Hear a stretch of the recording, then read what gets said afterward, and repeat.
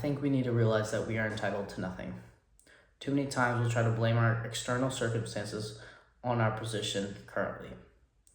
And to be honest, it's completely invalid. Your life is nothing but a collection of the decisions you have made and the action that has followed it. Each person is who they are because they choose to be that person. The only excuse that you can really put yourself through is if you've had some extreme trauma. In those cases, I think it is valid to give some leeway.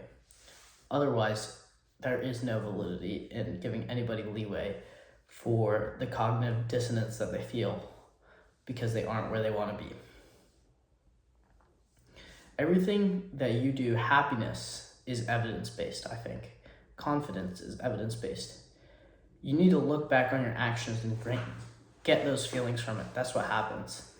You can't tell yourself you're not fat, but then look at the scale and be 200 pounds. That's just not how it is. If your goal is to be 160 pounds, everything is evidence-based.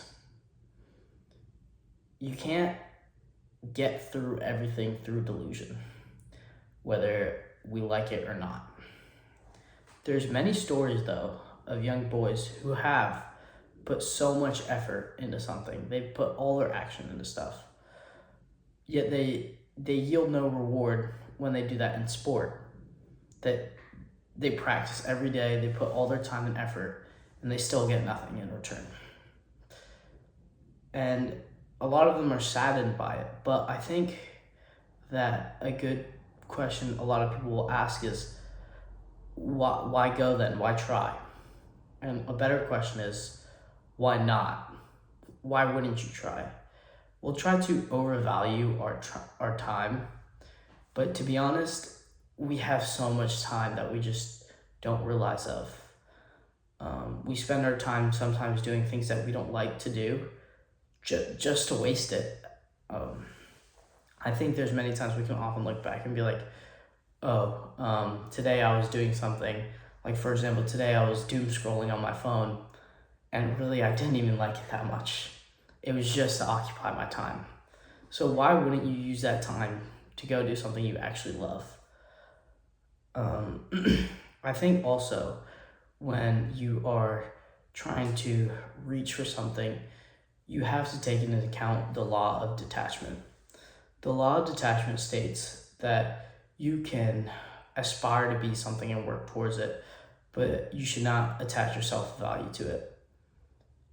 I think many young boys, back to my example, in sport, they'll try to attach their self-value to the end result.